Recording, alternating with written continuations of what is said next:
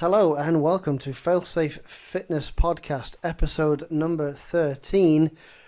This is it. This is the end of season 1. My name is Michael Joshua. I am the owner and CEO of Failsafe Fitness Limited.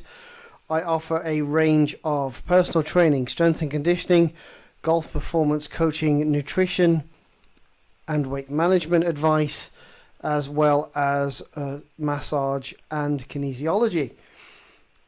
It's been an exciting year, 2023 so far. It's been up and down, and this podcast was the start of it. Joining Himley Hall Golf Club a few years ago as a member, and then working as a greenkeeper, and now I am going to be their performance coach. It's going to be very good. So yeah, it's been an interesting journey so far in 2023. Up and down. It's been a rough sort of 4 weeks or so. I mean, went on holiday at the start of February. Wife's got a knee injury, needs surgery. We still managed to get some golf in. It was okay.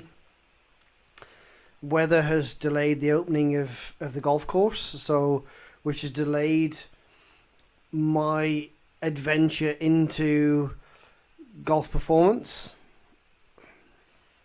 I broke my 3-wood in a practice session coming through the door, the back door of the kitchen. I bent down to pick something up. It's dropped out the bag. I've stood up, turned to go through the door and snapped the head off. But I've replaced it with a little rocket ship from Tour Edge, which I spoke about a couple of weeks ago. I said my personal fitness is not so good. Obviously with the ups and downs of my dad being in hospital, working to try and get the course done, trying to get different things done, time management hasn't been my greatest strength over the years for me personally. And the last couple of years through COVID, I've put 18 kilo back on from what I lost when I got married in 2017. So that's on me. That's, I can't blame anyone. It's my fault. I'm trying to get better. I'm trying to give myself a little bit more time. But with the season coming up, hopefully I'll be able to play some more golf, get out there and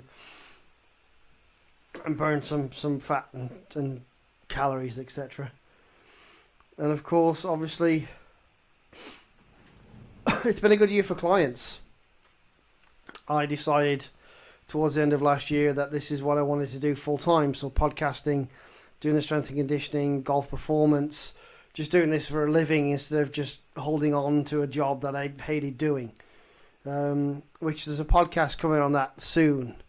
It'll probably only be once a month, but it'll be an interesting podcast if you do want to listen, if you're interested in retail from a retail worker's perspective.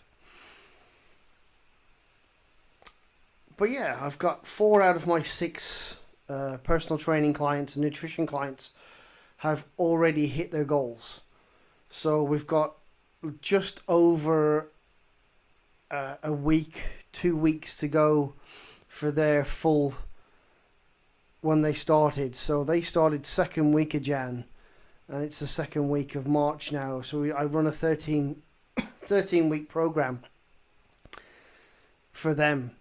So they've got a couple of weeks to go, and 4 out of the 6 clients have already hit their weight goals. They've hit their inch loss goals. They've already surpassed the strength goals that they wanted to get to. Hopefully I'm going to retain them for another, month, 4, 5, 6, 12, 13 weeks. We can get them beach ready for the summer. And that's amazing. The other 2, again, like me, life has kind of got in the way at a couple of times, but they've all gained strength and a little bit of fitness, and they're eating a little bit healthier. So, they're heading in the right direction. The 3 golfers that I'm dealing with, eldest one is doing well. He hadn't played for a long time. Seems to be performing quite well. I've got the other 2 guys. One of them is a personal training client as well, so he kind of mixes in. Has gained a bit more flexibility. Had a shoulder injury. Was struggling, and now seems he's swinging it faster.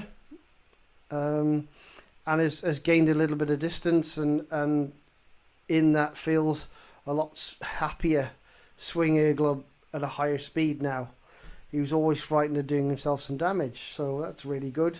And my other client has not only got a little bit fitter, a little bit faster, but I've also got straighter and longer, which is the ultimate goal. If you can do that as a golf coach, golf performance coach, you can add some distance without them spraying it everywhere. It's perfect. I mean, he might only be on average sort of 10 yards off the tee with the driver, and 2 or 3 yards on average with each iron. But that makes a big difference when playing golf. So, yeah, it's been an interesting few weeks. It's been an interesting 13 weeks. It's been full of ups and downs personally. Clientele-wise, it's been a little bit up and down too. Some have come, some have gone. The guys that signed up for the 13-week program that I do run, and you're able to get finance on that as well if you do want to join me in the personal training or strength and conditioning or even the golf performance coaching. That option is going to be available and is now available on the website. If you do want to sign up for that, give me a ring, drop me an email. We can sort that out for you. Not a problem. So it's been good. It's been a great year so far. So this is episode 13, and about 5 or 6 weeks ago, I did a top 5 fitness, nutrition, and golf questions asked. So if you go on the link in the podcast on Acast, or it should be on Spotify as well, there's a link, failsafefitness@hotmail.com. Send me your fitness questions, your nutrition questions, your golf questions. How do you fix this? How do you fix that? I will try and answer them. The ones that are most common every few weeks. A lot of them were similar to last time. I think I may have picked a couple that are similar. Slightly different answers this week time round, but I'm going to go through the top 5 asked fitness questions first, then the top 5 food, top 5 golf, and then obviously we'll go back and I'll tell you about what's going to happen over the next 26 weeks in season 2. So, fitness questions. Your questions answered from me. The 5th one that's come through has been about motivation. And motivation is a big thing. I think a lot of people get motivated to go to the gym because they catch themselves in a mirror or a shop window, or they're sat in bed with a massive bag of Doritos at 11 p.m. and going, I need to stop this. And for a while that motivation does kick in, probably for a week or so, that I'm going to do this, I'm going to stop this, and maybe that lasts 2 or 3 weeks. But motivation long term, like I've seen with especially my clients over the last 13 weeks, keeping them motivated, especially when they feel like clothes are getting a little bit tighter instead of looser. I said that's not necessarily a bad thing. Your shoulders are getting broader. You know, your legs, your quads are getting bigger. So it's not necessarily, you're not going to lose inches as per se. You could gain some inches because you're building muscle. You might put some weight on because you're one of those people that packs muscle on easily and burns fat quite easily. It's just that the fact you've led a sedentary lifestyle.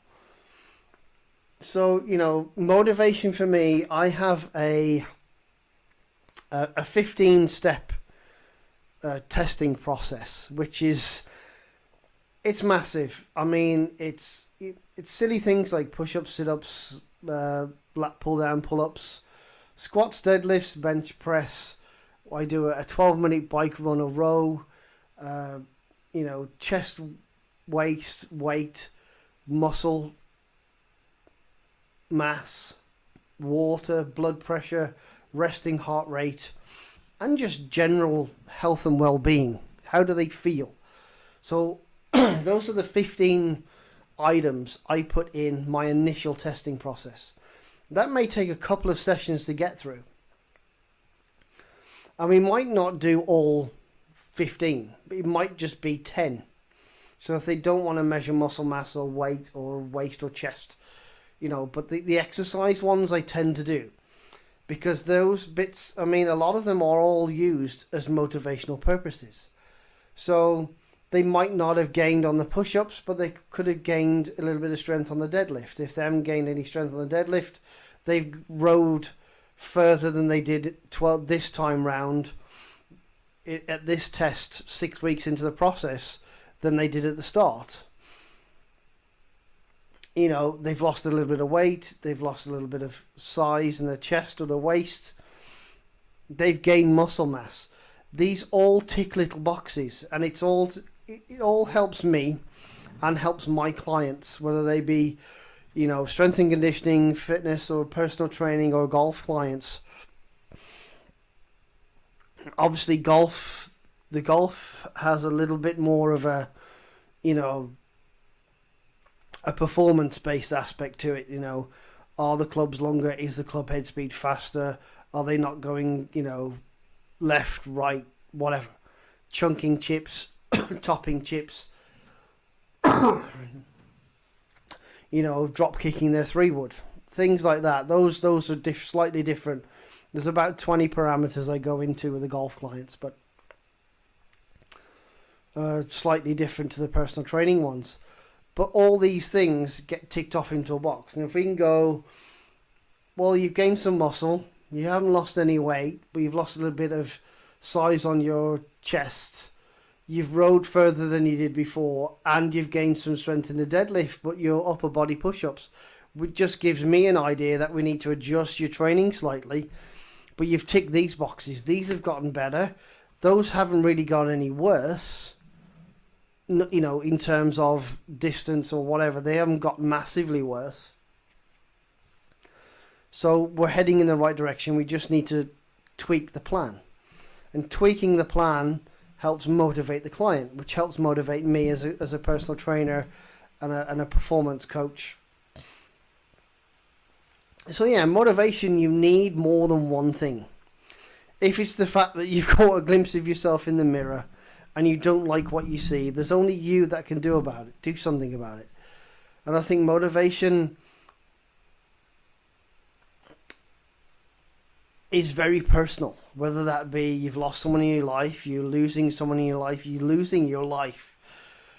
There's nothing more motivating than those things. But when it's just an external source going, oh, you don't look great, you don't feel great, I don't feel great, I'm a personal trainer and strength and conditioning coach, I weigh 110 kilo, I look like a jelly baby, I'm 45 years old, but I know I've got that old man strength in me. I can still deadlift 150 raw.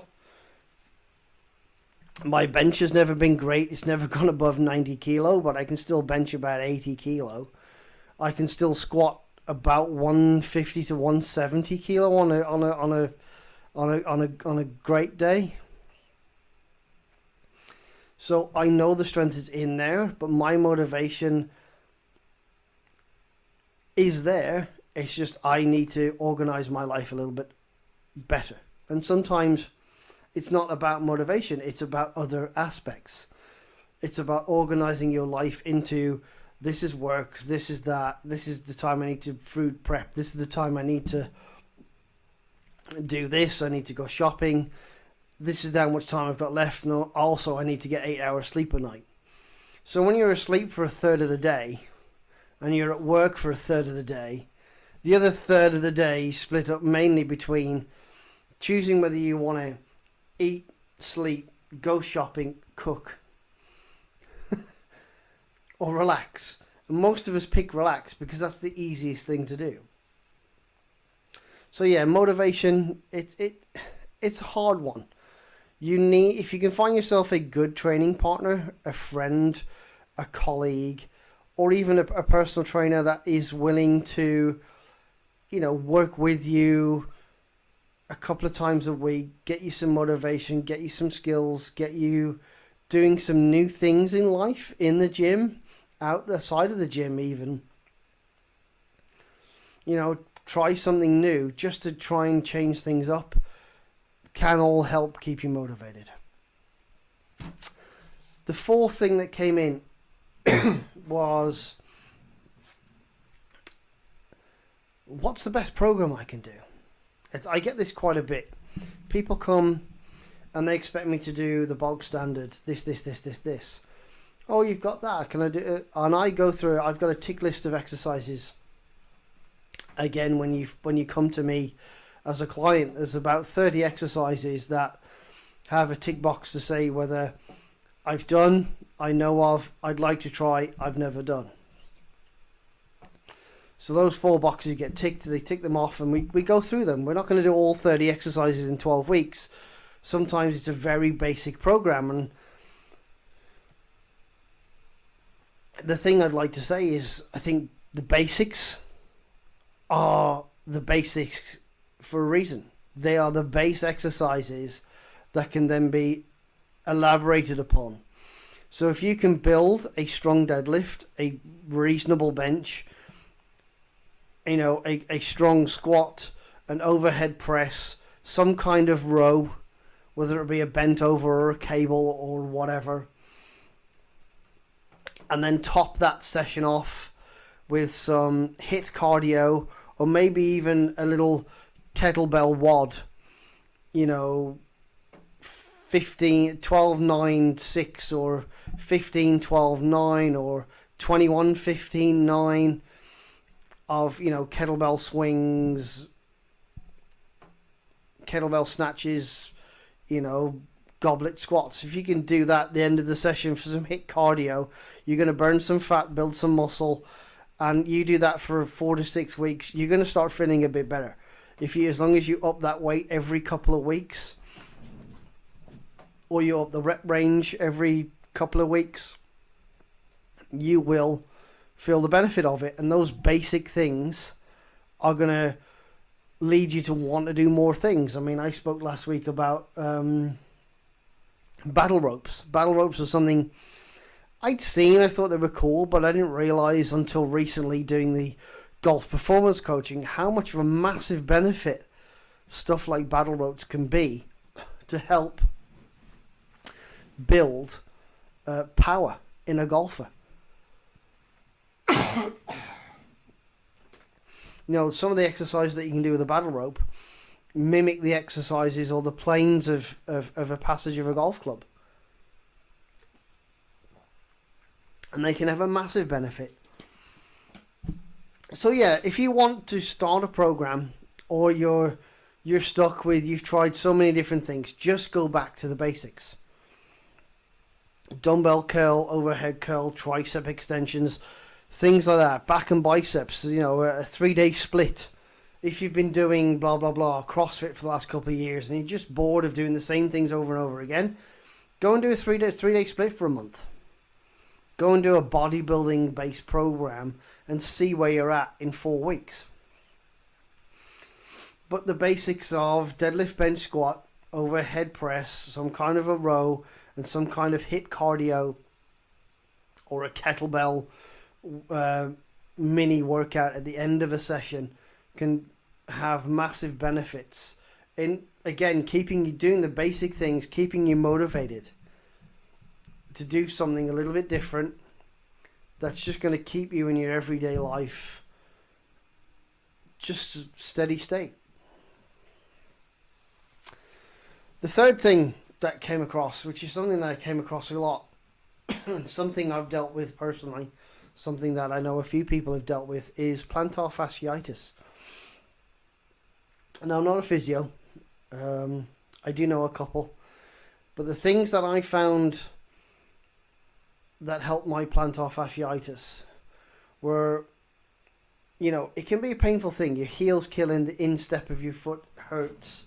You can't get up on a morning without feeling like you're in absolute agony.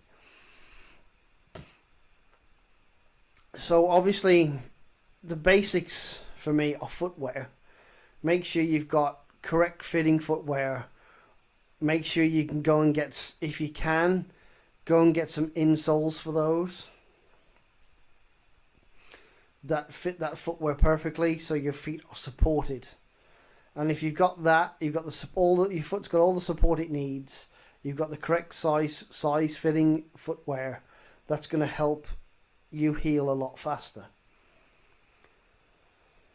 The two tips that I've got is there are some spiky massage balls, different sizes. They're like a lacrosse ball, but they're spiky, almost like a dog's toy that you'd throw for a dog. You can buy them on eBay. They're anywhere between £5 and £10, £5 and £15 for 2 or 3, 1 to 3. Massaging the inside of your feet and your calves with that every every morning and every night, will help break up the adhesions on the fascia of your foot. And the tip that's helped me quite recently was one I saw on Facebook. I forget the name, but it was basically go and buy yourself 50 marbles.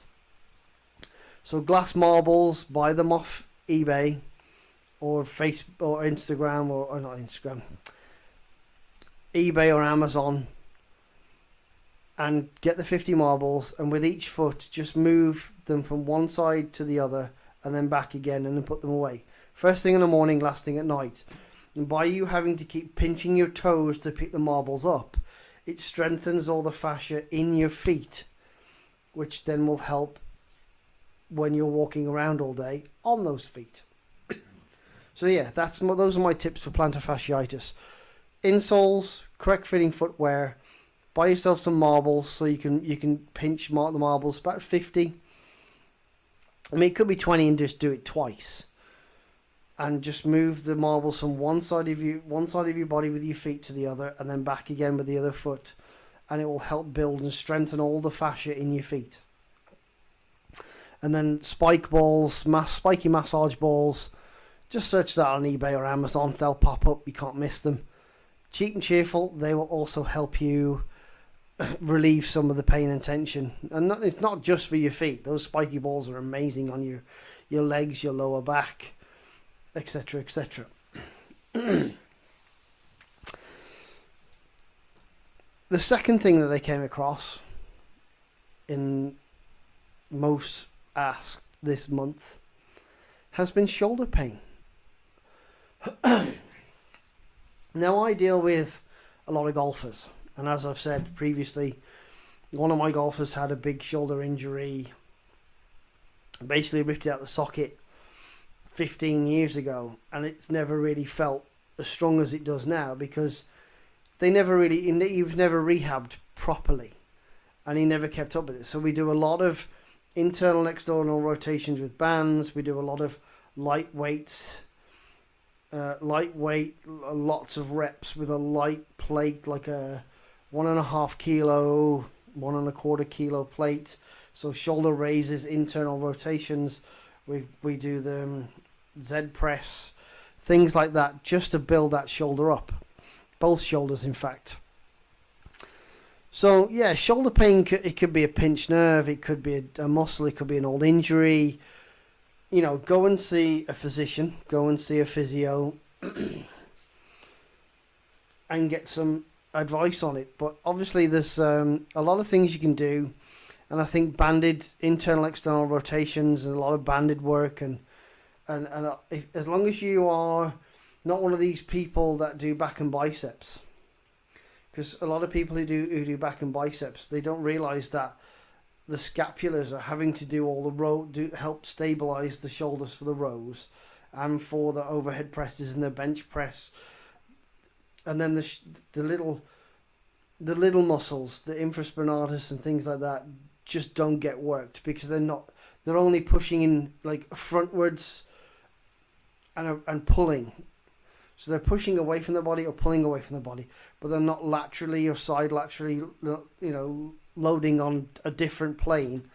So the muscles don't get worked, and these little muscles in the shoulder get ignored, damaged, worn out, overpowered, and then they go and pick a pen up off the floor and the shoulder falls out the socket. So yeah, shoulders are a finicky thing. Whether you're a weightlifter, a golfer, a tennis player, or just a guy who goes to the gym and does a 3-day split. Make sure you add some little tiny exercises in, shoulder raises, front raises, rear delt exercises, some banded work, and make sure that when you warm up, it's dynamic. It's not a static stretch, because you don't want to be static stretching after being sat down all day. You want, arm circles, hug crosses, leg swings, things like that. A nice dynamic warm up to help get the blood flowing, and it also helps you feel out your aches and pains before you go and do something stupid and rip that arm out the socket. And the number one thing that came up over the last 6 weeks has been losing weight.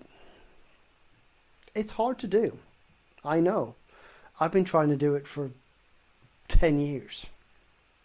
In fact, I've been trying to do it for 15 years. I got to a stage in my life, personally. Got divorced. Blah, de blah, wasn't working. And I got up to...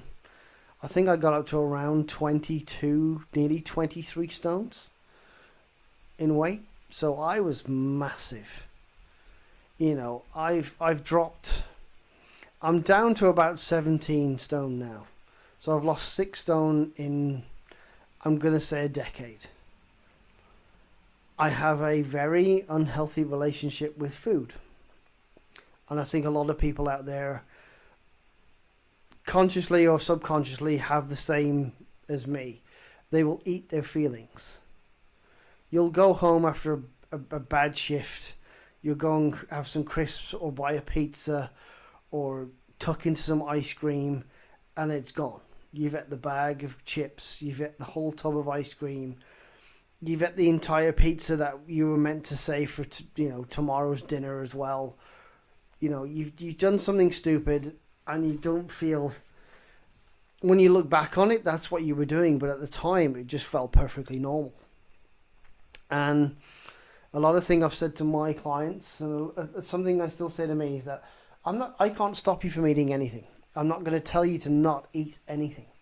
Obviously, if it's something that's going to kill you, if you've got a peanut allergy, etc., then yeah, I'm not going to tell you not to eat it.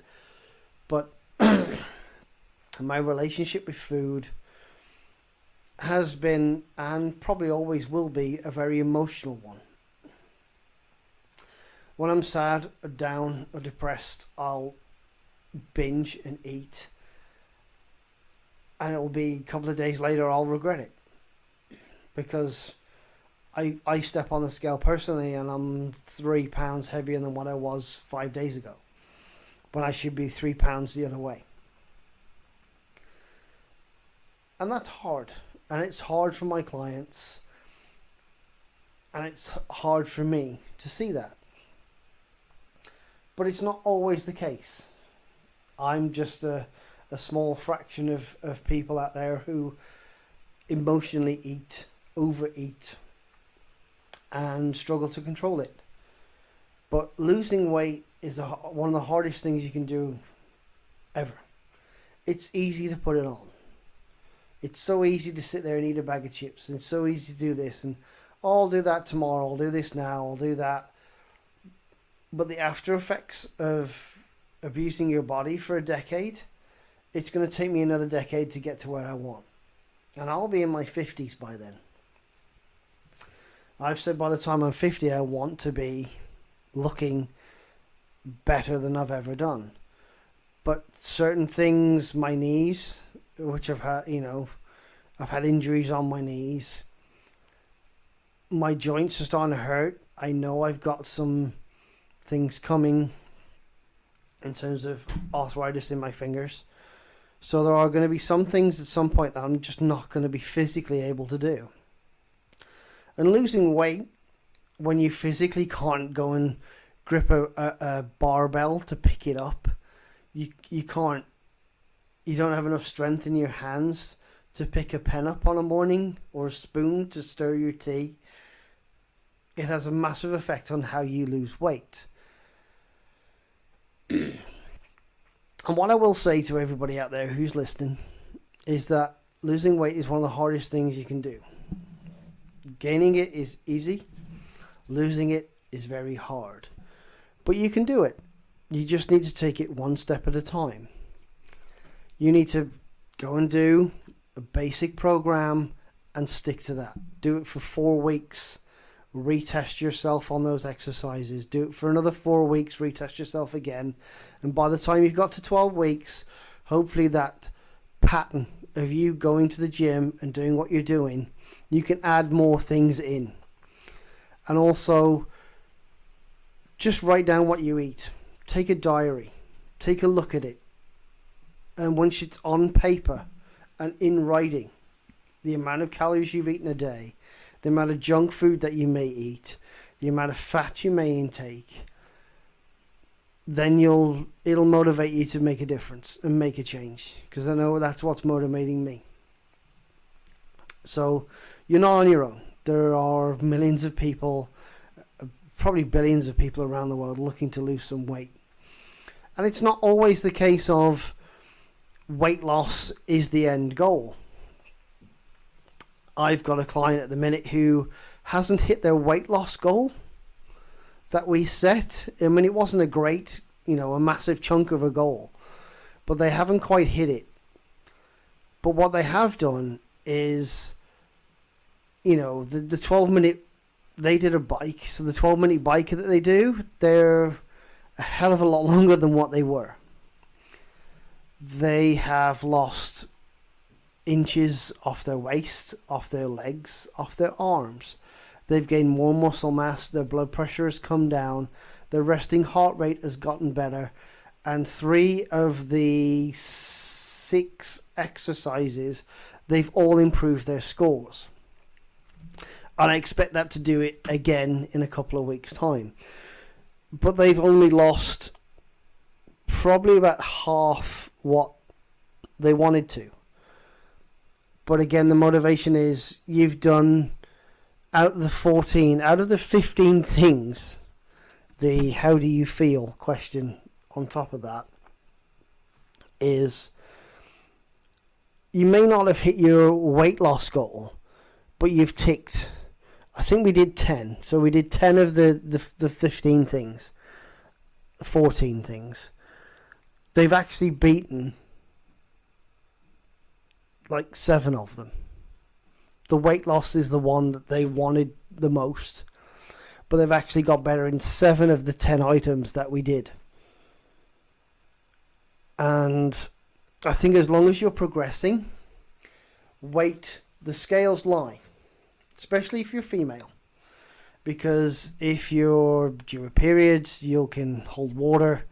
Obviously you're collecting water too. Your body's holding on to that. So weight loss isn't necessarily a massive problem as long as other things and other factors are getting better. Losing weight isn't always the most important thing in life.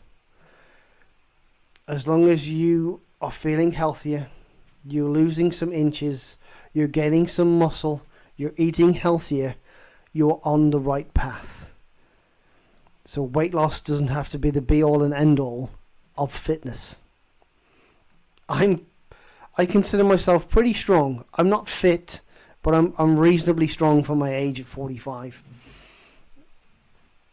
So cardiovascular-wise, I've never been great. I started smoking when I was 20, quit when I was 30, so it's been 15 years. But I've never really done a lot of cardio, never do a lot of cardio. Hits and things like that, yes, but not marathons and things like that. So me getting a little bit stronger, a little bit healthier and doing a little bit more cardio, improving my muscle mass and my waist and my 12-minute run is more important to me than actually losing weight. If I didn't lose weight ever again, but I packed on muscle, I'd be quite happy. So weight loss is a multitude of sins. The scales lie. As long as you're doing more things right than wrong, don't worry about your weight loss. So that's the 5 most asked questions on fitness over the last 6 weeks. We'll move on to food, or nutrition, shall we say. So, nutrition. I get asked this a lot too, with snacking.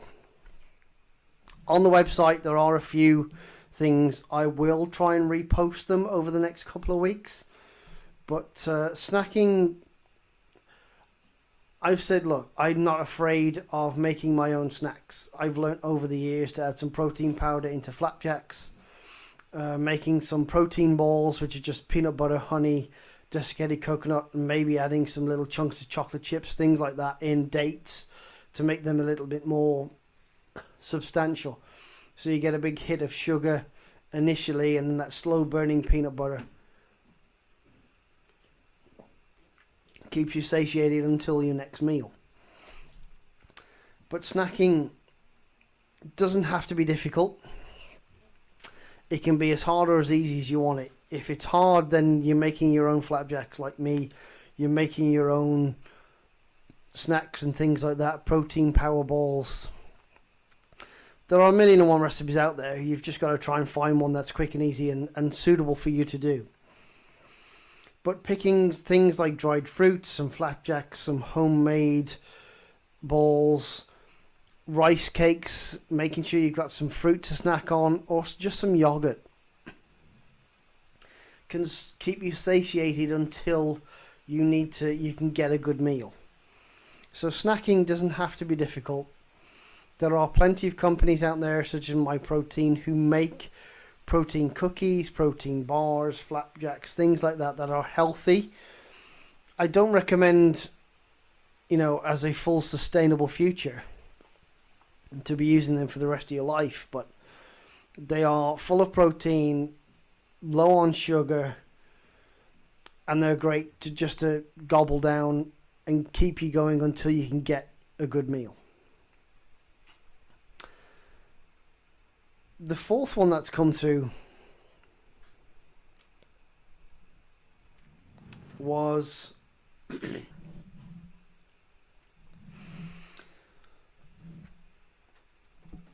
not sure how to diet, which is, for someone who deals with nutrition every day, dealing with people, I know myself, I know how to diet. I have all the books, I have all the knowledge in the world.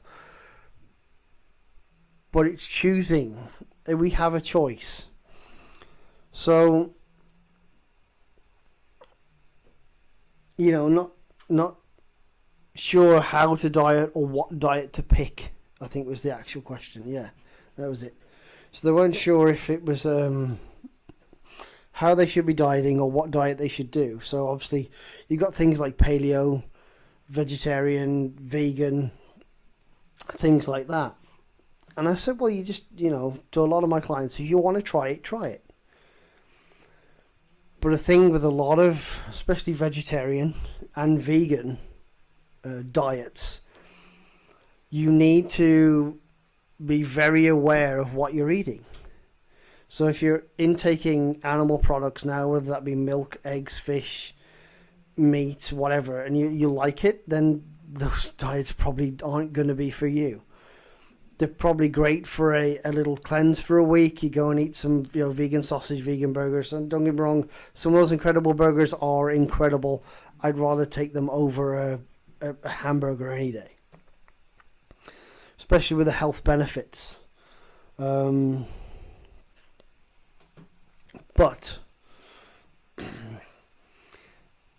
if you want to try a diet, I'd say go and try it for a week. Plan it out, pick your meals, and go and see if you can do it. If you like it, do it again. Just week by week, plan your food. Try a paleo diet, try a vegetarian, try a pescatarian diet. Just go try it. Log it. See if you're getting enough protein, enough fats, enough carbs. Making sure that you're not getting too much sugar. A few vegans I know eat way too much sugar. They always seem really hyped. They drink a lot of caffeine too, which is really bad. So they're a sugar and caffeine addicted friends who, yeah, great, you're not eating meat anymore, but you're damaging your liver and your kidneys and probably going to have diabetes sooner than me, and I'm overweight and 45.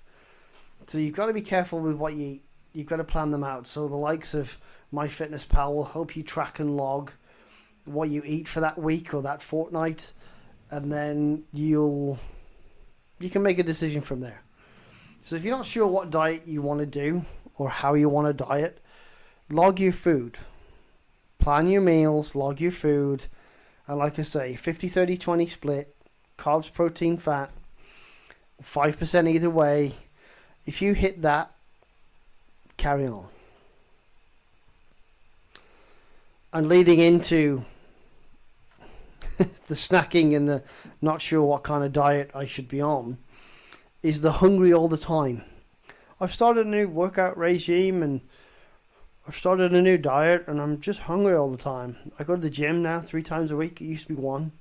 So I want to eat the whole fridge. Sometimes it's not the fact that you're hungry. And I've said this before and I'll say it again. Hungry and thirsty can be the same kind of feeling to your brain, to you. So if you were going to the gym twice a week and you're going 4 times a week, think of all that extra sweat, all that extra bodily fluid that's coming out of your body when you're on the treadmill doing cardio, or you're lifting heavy, or you're lifting for a long time. That water needs replacing. So you're not hungry, you're thirsty. That's simple. So if you feel like you want to eat the house that you live in, go and get yourself a glass of water. Drink that glass of water and go and sit down in another room for 5 minutes. Check Instagram for whatever, TikTok. And if you're still hungry, you're probably hungry. But if that glass of water satiated you, but you still feel a little bit peckish, go and have another glass of water. Go and scroll through your phone or your tablet, or play around a Call of Duty, whatever, for another 15 minutes. And if you're still hungry after that, you're definitely hungry. But if if you're working out more than what you were, or you've been at work more this week than you did the week before, then you're probably thirsty, you're not hungry. So check you're taking in enough water. The second highest topic that came through the emails was the fact that I've started exercising, or I'm contemplating exercising, but I'm working 40 hours a week, but I just feel done. I feel I'm either really tired when I'm at work in the morning, and then by the time I get home I'm super awake. So feeling completely done, tired, knackered all the time is a problem. And obviously, if you work in a job where you're at work, say I was working at the shop, I'd have to be up at 6 a.m. Like Saturdays and Sundays, people don't realise that your newspaper doesn't come with the magazine in it. Some poor sod who works in that newspaper shop has to arrange all those magazines with the correct newspapers, count them all, put them all together and put them out so you can complain you haven't got your magazine. So we do an hour's worth of lifting a lot of newspapers, sometimes into the couple of 300 newspapers a day over the weekend, and you're super tired. So you feel tired when you get up, even though you've had 8 hours sleep. That's a problem, go see a doctor. And then you spend all day either drinking coffee in the morning or Red Bull or Monster all day. And then when you come to go to bed at 9-10 o'clock, you're just awake. That's a massive problem. So again, look at your diet. Look at the sleep you're taking in. Look at the caffeine amount that you're taking in. The alcohol levels you may be taking in. And also look at the sugar level you're taking in. especially if you're drinking alcohol. There's a lot of sugar in alcohol, especially beers, and a lot of ciders now have a lot of sugar in.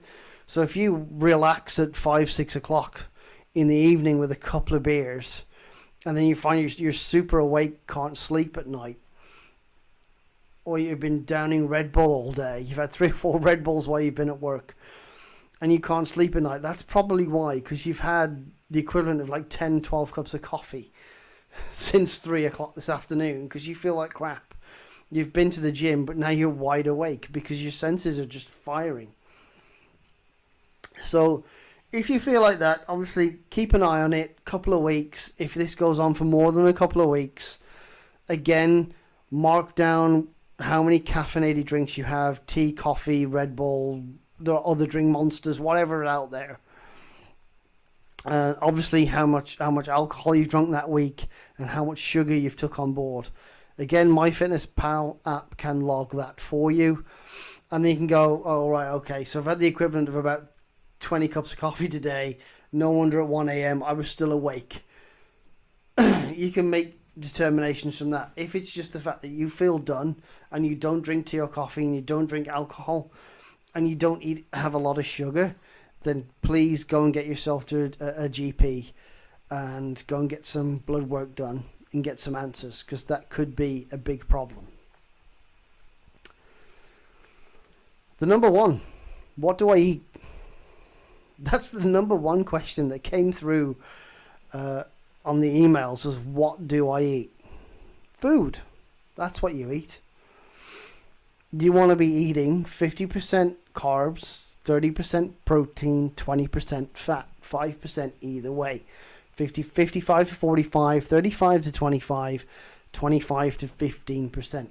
Log it on your app, on the MyFitnessPal app. There are other apps as well, of course. I'm just hoping they hear this at some point and throw me a sponsor. But yeah, log your food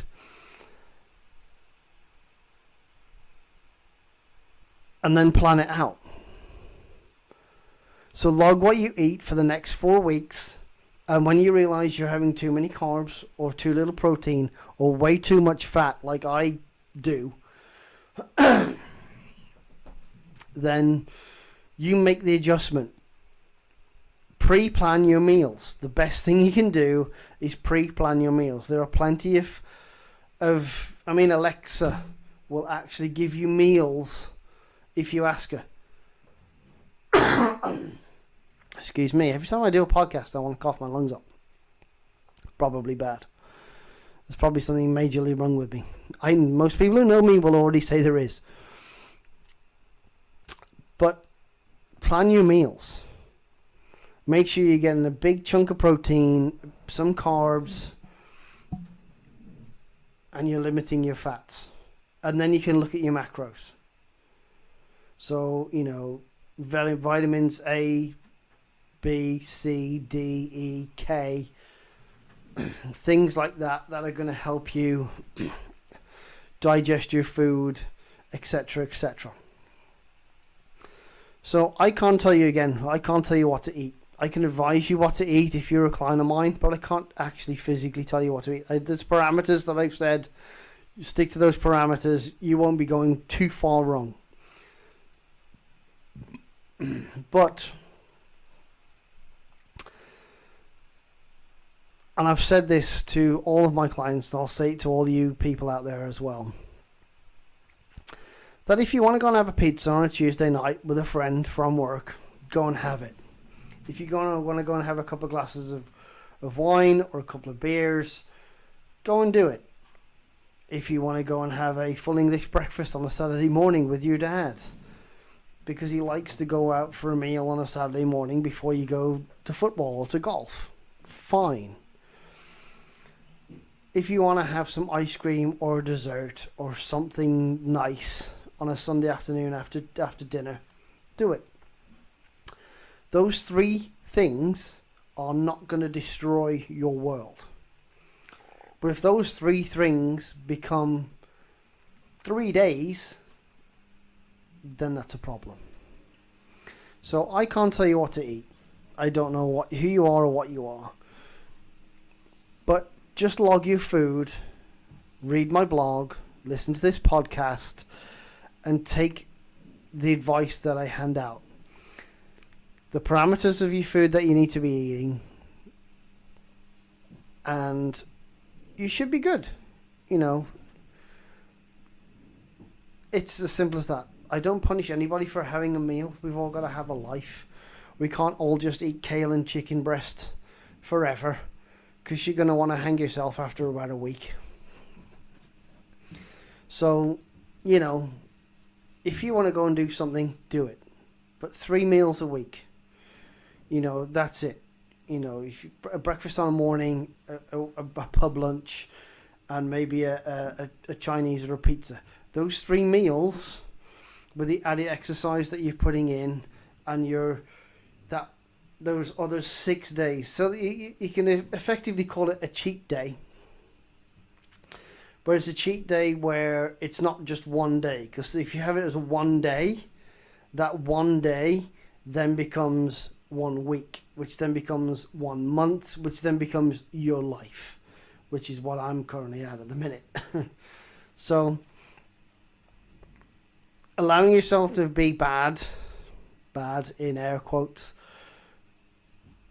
a couple of times a week, maybe a dessert, and maybe a couple of meals a week, isn't the worst thing in the world. Because if you don't have any kind of satisfaction in your life, you're not going to want to do anything. So me telling you what to eat, I can't do that. But what I can do is you can eat whatever the hell you like. Just eat it in moderation. And well, so that's the first 2 lists gone through. So before we carry on, I am going to tell you there's a new blog post out. So if you go to failsafefitness.weebly.com/blog, the latest blog post is about training smarter, not harder. So, excuses for avoiding exercise are lack of time and reduced motivation, which in the result as a more than likely a result of poor results from previous weight loss attempts, and the fact that you're doing a 40 hours at work, you've got 2 kids in school, you got no time. So what I've done is there are 3 things in this blog post that are going to help you to organize your training sessions to make them a little bit more streamlined. So going from 90 minutes in the gym to 45 minutes in the gym, swapping certain exercises for the same exercises just at a different pace, can have some significant training benefits, fitness benefits, and definitely time benefits. So go check the blog post out. Leave some comments. Let me know if there's anything you want me to talk about in the blog, and I'll try and get a post up there as soon as I can. Thank you very much. So, selfless plug over. Moving on to the boring bits. So if you guys have come for the fitness and the food, nutrition side of things, you can switch off now. Unless you want to listen to me talk about golf for the next 30 minutes. It's been a pleasure. Thank you for listening. But this is golf time now. So these are the 5 things that come through the most. A couple of these are carried forward from the last set. So they nearly made it in, but they didn't. So the 5th post is golf problems. Fixing a slice. And this is something if any of you golfers out there have been on YouTube recently, or you follow any golf YouTubers, you're probably getting the same advert as me. Is that there's a PGA Pro out there, I can fix your slice in 5 shots. Yeah, you probably can. I could probably fix your slice in 2 shots. I could probably fix your slice without you even hitting a golf ball. Not a bold claim at all, because as soon as I see you grip a golf club, that's probably, for me, as I've seen it, the number one reason why you slice a golf ball, is the fact that the right hand is probably under the grip of the golf club. So as you look down the golf club, you've got your left, if you're a right-handed golfer, you've got your left thumb kind of down the shaft, and then underneath that left thumb, there are no fingers. There's just grip. So the left hand is weak, the right hand is strong, but when you swing back and deliver that golf club, the face is so open, it's going to go right if you're a right-handed golfer, or it's going to go left if you're a left-handed golfer. So, two simple things to fix a slice is strengthen your grip with your leading hand. So that's left hand, if you clasp your hands together in front of you like you're going to clap, put them together. Just think about it as you're about to grip a golf club. So put the golf club or in between your hands, in between your palms of your hands. And what I want you to do is roll that left hand so you can see at least 2 to 3 knuckles of that left hand on that golf club. So the V of your thumb and your pointy finger is now pointing at your, if you're right-handed, the V of your left hand is now pointing at your right shoulder. That's what I want it to be. And then what I want you to then do is then put the grip of the golf club in your right hand in the fingers, and I just want you to gently close over the top. I don't want you to hook underneath, but I want you to close over the top. So the thumb, the V of your thumb in your right hand is now pointing up your left forearm.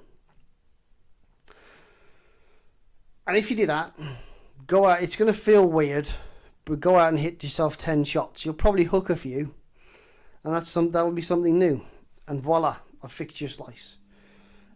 And other than that, it might be a case of ball position. It might not be, it might be a push slice. So if your grip is okay, which I'm going to say 97% of the time it isn't. It's either too weak with the left hand, so you don't close club face when you come to impact. And your ball position, the ball's too far back in your stance, so you're coming down too steep with an open face. So you're not giving your body enough time to rotate through the golf ball to square the face off. So it's open and it just squirts right. It's a block right, not so much a slice right. So those are the two things I want you to check. Check your grip, check your ball position. Move your ball position forward. And if you're right-handed, make sure you rotate internal thumb. So roll the thumb around the grip so you can see at least a couple of. So the V of your left thumb is pointing at your right shoulder. And if you're left-handed, it's your right thumb V is pointing at your left shoulder. Simple. Number 2. It's something that came up last time, but it wasn't. It was about 7th on the list.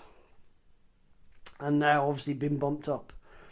So number 2 is I don't hit it as far as my playing partners. So it might not be off the tee. You're just as long as each other off the tee. So off the tee, you're pretty similar. So you hit your driver, you hit your 3-wood off the tee. Woods are going about the same. But your playing partner is hitting 7-iron. And you're having to hit 6-iron. So maybe even 5-iron. And there are many reasons for this. So a couple of them are the age of your clubs. So obviously if you've got a 3-wood or a driver that is more than 8 years old, you probably need to go and buy a new one, because technology, especially in the last 5 years, has taken a big leap.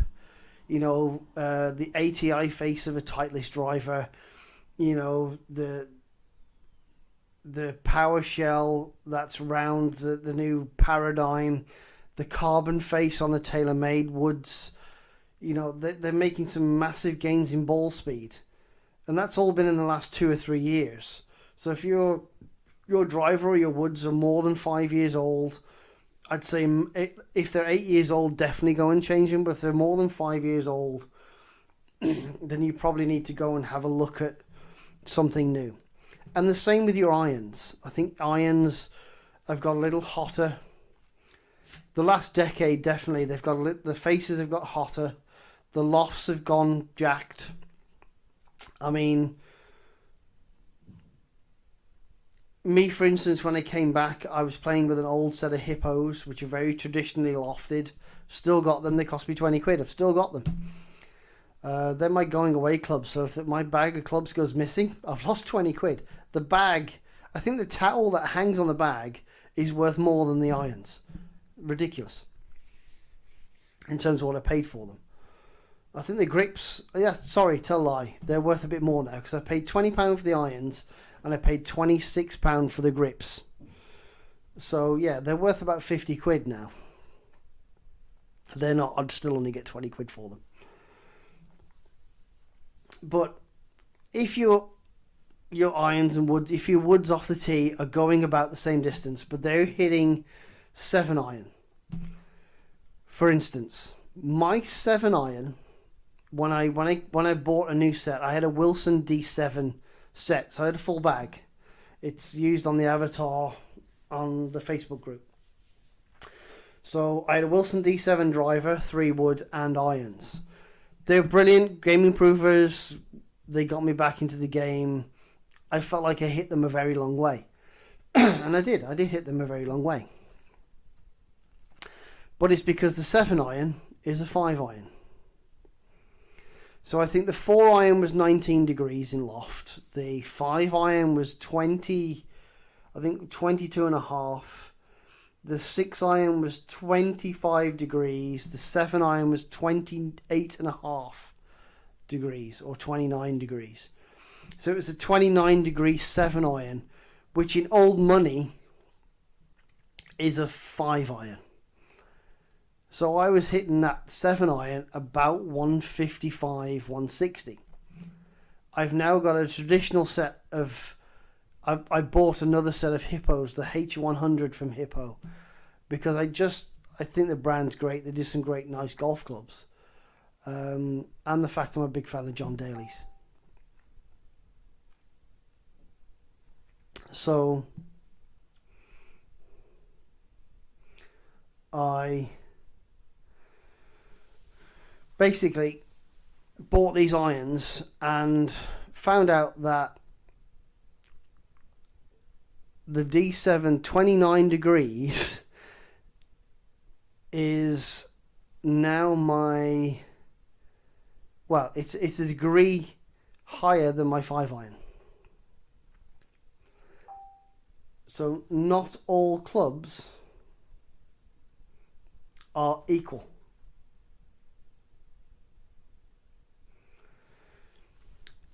Loft jacking has been a thing for a while. So if your friend is hitting a 7 iron and you're hitting a 5 iron, it's probably because your irons are not modern lofted, or he's using game improvement or super game improvement irons where the lofts are much stronger. They've got a lot more tungsten weighting. So don't feel bad. It's a problem in the modern game where, I've hit a 7 iron, 165. But then you go, okay, what are you playing? And they go, Wilson D7. Great, that's 7 irons, 29 degrees. It's an old money 5 iron. It's got this towering ball flight and loads of tungsten. It flies really far, but it's a 5 iron. It's not a 7 iron. So take that into account. You know, feeling like you're not hitting it as far as your playing partners. It could be the equipment in terms of, especially woods. If you haven't had a new driver or a 3 wood or a hybrid in the last 5 years, go and take a look at some new equipment. Replace one of them. I'm not saying go and spend thousands of pounds, just to replace the one, like a 3 would, to get you some modern distance and some help. If they're more than 8 years, going on a decade, you probably need to replace the lot, because technology has advanced in the golf space. But if it's irons that you're worried about, then it's probably the set that they're playing. More modern clubs, a bit more loft jacked, the bit more help, they're stronger lofted, don't worry about it. As long as you're competing with them, doesn't matter. Number 3. Something that come up a lot, something that's come up with a couple of clients as well. So I can be great on one hole. I can go and get myself a par on a long par 5, or I can birdie this short-ish par 4 at 325. I birdie it all the time. But for the next 3 holes, I'm trash.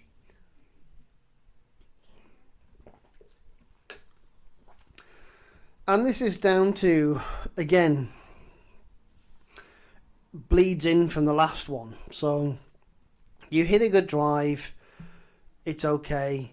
You've got a birdie, you've got excited, the adrenaline's gone to your head. You've gone, you're probably doing something that you don't normally do. So on that par 4, that 325 par 4, you've birdied it. You normally par it, but you've got a birdie this time, great. You're excited. You stepped up onto that tee, and you're probably thinking, I'm going to have a go at this now. It's par 5. It's only 490 or 495 or whatever it is. I'm going to have a go at it. And you pull out the driver, which is something you don't normally do. So you're doing something that you don't normally do, which then puts you in trouble, because you hit it too far left or too far right. It's out of bounds in the trees on the next hole. And then that spirals, because it goes from being one tee shot to then you got to chip out, and then you're angry. And then you go to the next hole angry. So you started this hole. I birdied the last hole. Great, let's pull a driver. I'm going to attack this. You make a mess of it. You go to the next hole. You're angry. Then you hit another driver angry, or an iron angry. And it's you've pulled it, you've sliced it, you've topped it, whatever. So my advice to people who do this is, don't get excited. I don't want you to get excited. I want you to play boring golf. So there are plenty of apps. Swing U is one of them. Not U Swing, that's a very different app. Swing U is free. You can go on there and you can look at your home course. Most golf courses are on there. Go and take a look at it. You can pick, roughly where you hit your drives and tee shots too. So you can go and measure that. So you can also give yourself a little bit of a yardage book while you're doing this. Go and take a look at your home course that you probably play 40 weeks of the year, and you probably play at least once a week. So you play at least 40 times a year at this golf course. Measure your yardages, where you normally hit your tee shots to, write them down.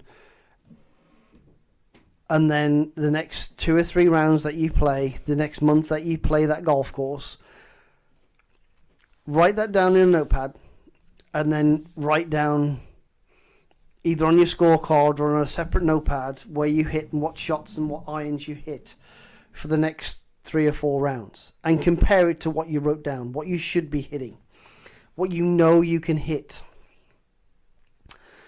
And if they don't match up, or there are some deficiencies, then you can't hit an 8 iron into the approach at 4. You need to hit a 7 iron if you're always coming up short. Or I've been hitting driver off 8 and I've been into the ditch or into some tree trouble. I'm not making the corner. Then I suggest changing your aim spot or playing it as a 3-shotter. Things like that can make a massive difference. I want you to go and play some boring golf. hit the middle of the fairway, hit the middle of the green. I don't even want you to be interested in the flag. If the flag's at the front of the green or the back of the green, I don't care. Just I want you to hit the middle of the green, middle of the fairway. So whatever shot shape you hit, fade, draw, slice, hook, whatever. Aim so you know roughly that ball's going to finish in the middle of the fairway or the middle of the green, and see how you get on. Play boring golf. And the more boring golf you play, you'll find that you won't care. You won't be as excited about birdies or pars. You will be, but eventually it'll just become normal that you hit the middle of the fairway, the middle of the green, couple of putts, and you walk away to the next hole. Boring golf. And I think all handicappers, even single figure handicappers until they become plus handicappers, just need to play boring golf. Number 4 on the old golf trip is my handicap has dropped. So I had a good year, like similar to me. I went all the way up to 18.9 at the beginning of last year. Now I'm down to 13.5. So I came down 5.5 shots last year. I'm hoping to get down at least another 4 this year by playing boring golf. But a lot of people go, oh, I've got down from 30. I'm down to 20. I'm down to 18. So they've dropped 12 shots. They're down to 18 hand. I said when I started in 2019 again, I'd be happy with 18. I'd be happy to play off 18. A shot a hole, that's me happy. No, am I? Hell, I am not happy. I want to be playing off single figures. I want to be walking up somewhere and going, yeah, I play off 7. That's my ultimate goal. I want to play off 7. Ideally, it'd be scratch, but I don't think I'll ever get there. But I want to be off 7. Mid-high single figures, great. 7 is my target. So people get to their X goal. And then I've had a few people say, oh, my handicap came down from 28, 30 all the way down to 18 this year. I'm a mid-handicapper now at 18, 15. 15 is about the most club handicap you can get. So there are 2 or 3 shots off that. What do I do from now on? I want to treat... I don't know whether to go and get some more lessons to get my handicap down again or go and buy some new equipment. And the thing is, like I've just said, if your irons aren't knackered, the grips aren't dropping off, the heads aren't twisting round when you hit them, your woods are reasonably inside 5 years, no more than 8 years old, you hit them well, you find a fairway, why do you want to change anything? If you've had your wedges more than 5 years, in fact more than 3 years, go and change your wedges. So go and treat yourself to some wedges. But if you're hitting your irons well, go and get a lesson with your local pro. They'll help you on, stat collecting, and maybe it's just a case of, positional play, or maybe approach play or putting that's letting you down a little bit. They can work on that, and get your handicap lower.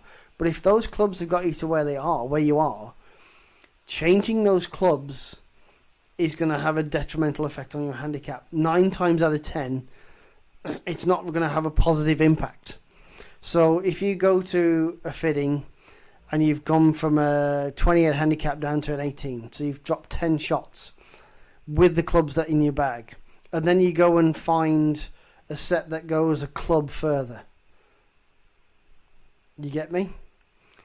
There are going to be times on the golf course over the next 2 or 3 months where your old set, you'd have to hit a 6 iron. So you've hit a 6 iron and you've put it to the back of the green and it's cost you shots. And you're a bit frustrated. So just be aware that unless stuff is really, really old in your bag and you've had it more than 5 years, it probably doesn't need replacing yet. Just take it easy. One thing, maybe change a 3-wood or a long iron for a hybrid, or maybe a driver. But those are big changes, because you might hit a driver somewhere between 12 and 14 times a round.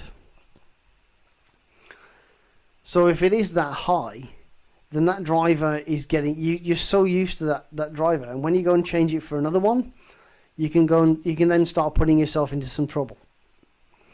And you're going to have to be prepared in buying new equipment to take the hit on your handicap. It's probably going to cost you 2 shots, maybe 3 shots to get used to. And it's going to take 2 or 3 or 4 or 6 months for you to feel as comfortable as you did with the driver or the piece of equipment in your bag that you've replaced it with. It's going to take you that long to feel like it's working. You're going to have to learn how to hit it, when to hit it high, how to hit it low, how to hit a draw, how to hit a fade. So it's not necessarily treat yourself to a new set or a new full bag of clubs. Go and get one thing changed. If you know you can walk into a store and buy a 3-wood that currently matches your driver, then buy that damn 3-wood. If you've got a driver that you find a driver in a fitting that's going 20 yards further, buy that driver. But it's not guaranteed that it's going to keep you out of trouble, because for the next couple of months you could be hitting it everywhere, all over the face. You've got to get used to how it swings. So just prepared to take the hit. If you do buy new clubs after you've treated yourself for getting down in your handicap, just be prepared that might go up. And it's not the clubs, it's just you learning how to use those clubs and be comfortable with them like you were with your old set.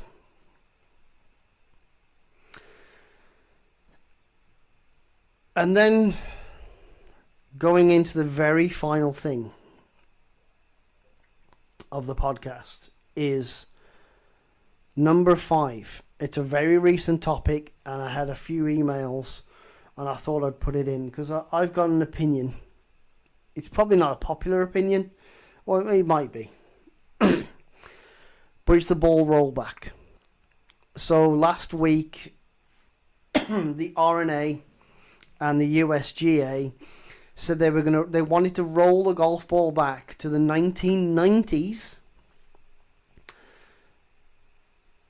to help with a distance problem that, for me, I don't think any of the PGA Tour, DP World Tour, Asian Tour, Live Golf Tour, Invitational Tour, I don't think any of them have a distance problem. What they have is a problem with the golf courses that they're playing on, moaning that they're having to buy property, especially Augusta had to buy property recently to extend the tees and the length of the golf course.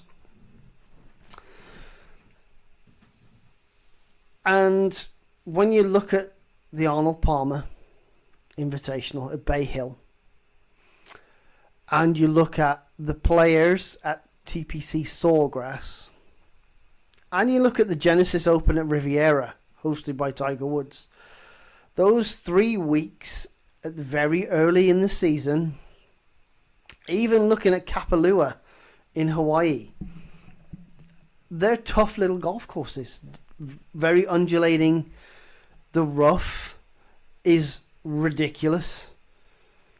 Pebble Beach, AT&T, Pebble Beach, Pro-Am, Spyglass, etc., Monterey Bay, those golf courses are damn tough to play. And we should have, I think, Spyglass and Monterey, we should have a tournament on there all the time, but hey. So they want to roll the ball back to the 1990s. Now, something that I put in a post on Facebook or Instagram, I'm not too sure. 1997, my hero John Daly averaged 308 yards. Cameron Champ in 2022 averaged 323.4 yards off the tee. So in 25 years, the distance has gone up 25 yards. Fact. Absolute fact. Those are on the stats on the PGA Tour site. You can go and check them. So it's gone up 1 yard a year in 25 years. To which I put on this post, I said, so you want to roll the ball back to 1990. John Daly was hitting close to 290 yards, I think, from his 280 plus yards since his inception on the PGA Tour, winning in 1991 at the USPGA, where he averaged, I think, about 285 yards off the tee that week. So in the space of 33 years, you've gained 40 yards. And the problem is the USGA and the R&A allowed club manufacturers to make bigger-headed golf clubs, bigger-headed drivers, and 3-woods and hybrids. They allowed all the equipment changes to happen. And now what they want to do is make a model local rule to make the golf ball, from what I can gather, they want the golf ball to be around 40 compression. So it'll send it back to the 1990s. I said, well, you've only got to go back to about 1997 to make that golf ball go 308 yards. So basically they want to take 15 yards off the pro golfers.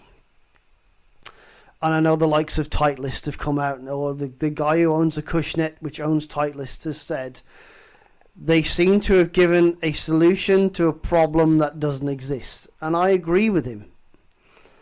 Because if you look at Bay Hill, and you look at Sawgrass, and you look at Riviera, they are 3 golf courses that were, the greens were drying out, the greens were rapid. You know, there are bunkers in play off the tee. There are out of bounds and hazards in play off the tee. Players have to hit 3-woods irons. I mean, Minwoo Lee Saturday night at Bay Hill. Was it Bay Hill or Sawgrass? Sawgrass. At the Players. Hit a 2-iron, 290 some odd yards, so 93 or 98 yards. It was close to a 300-yard 2-iron off the tee, because when Minwoo plays with his sister Minji Lee, he's not allowed to use his driver, so he can absolutely hit this 2-iron like a rocket ship. And I thought to myself, well, that is a golfer who, through no fault of his own, is hitting a golf club further than most people would hit a driver on the PGA Tour. Some of the slower guys at the bottom end can't hit their driver 293 yards, let alone a 2-iron. And then I thought about the courses that they were on, and some of the courses, and I think this is the problem, a lot of courses went from, it's got to be 7,000 yards to be a PGA Tour event. I'm saying no, make the damn course 6,500 yards and see how they play off the ladies' tees. You know, risk and reward. It's a 340-yard par 4. They're going to drive it, but there's 4 of those on the hole. I don't mind seeing a PGA Tour event where someone wins at 30 under par. I don't care. It's exciting to see birdies go in. I want them to try and drive those 4 greens, put it in greenside bunkers, trying to hold the bunker shot, trying to hold those chips. That, to me, makes the PGA Tour a more interesting spectacle. You know, forcing players to hit a 3-wood off the tee, or a 2-iron off the tee, or a 5-iron off the tee, because the landing area is narrow, the rough is thick, there are bunkers or hazards in the way. Make the golf courses shorter. Make the players play golf. Because driver wedge bores the crap out of most of the people I know. They're sat there watching, is it driver, wedge, gap wedge, driver, 9-iron, driver, wedge. And you're like, this is the most boring golf I've ever seen. But Sawgrass, Bay Hill and Riviera force the players to play other clubs. The hazards are in the way. Even Jack ripped his place up. I think Morikawa was winning the PGA and they were ripping the greens up while he was doing it.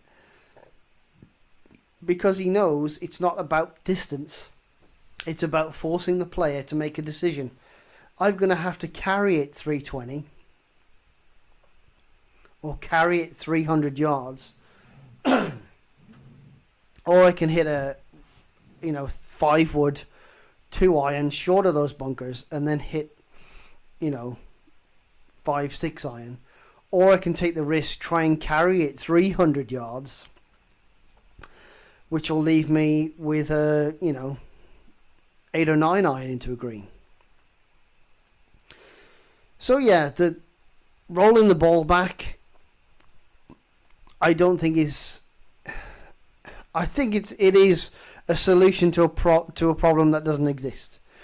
I think the USGA, the RNA, the golf courses that they choose, and the golf courses that are a big part of the PGA Tour need to consider not extending certain holes in terms of tee boxes, but I want them to shorten the holes, put in some bunkers, and force the players to make a decision.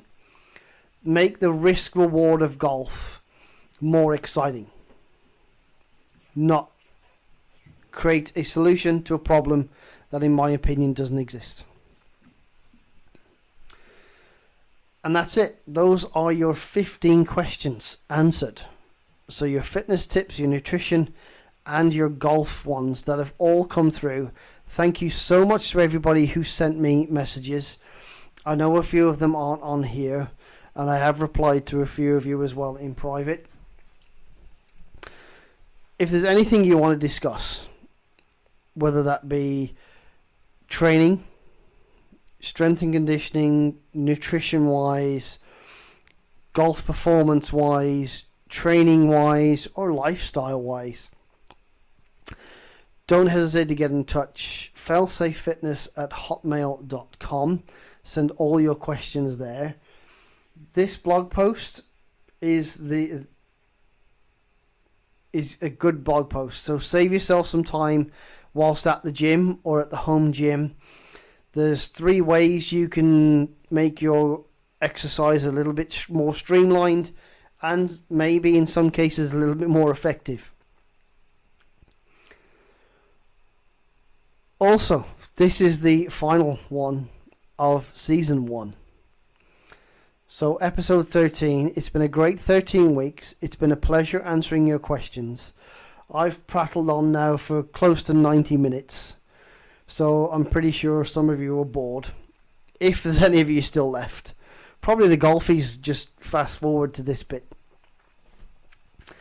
Some news about moving forward. So after this week, I'm going to do a 26-week period where it is going to be basically golf performance podcasting. So I'm still going to talk about exercises that you can do, that anyone can do, whether you're strength training, whether you are starting your journey into fitness. Some food snack tips, some meal prep tips are still going to be in the show, but they are going to be based around players who play golf. And of course, I will discuss a little bit more in depth on some tips for you golfers out there as well. It's been an absolute pleasure to do this podcast. It wastes a couple of hours of my life a week. I'm hoping it's not wasting a couple of hours of your life. I'm hoping everything that I have put out there, someone has taken something from it. If I can help just one person lead a healthier lifestyle, lower their scores at golf, or just learn something new that they didn't learn, they didn't know, that they can use in their daily life, then I feel that's a win for me. And that's definitely a win for them. So this is the very last one of this format. The format's going to be pretty much the same, but it is going to be based on golf performance. So please still do tune in. It's still going to be interesting for you to listen. I'm still going to be telling you about how crap my life is and how I need to go and see a therapist about my issues with food. I know I will. But it's been fun. It's been a pleasure, an honour, and a privilege to bore the crap out of you guys for the last 90 minutes. I'm going to let you all go. I will see you again next week for the start of Season 2 of the Failsafe Fitness Podcast. My name has been Michael. It's been a pleasure once again. Have a great week, and I'll see you in Season 2. Goodbye.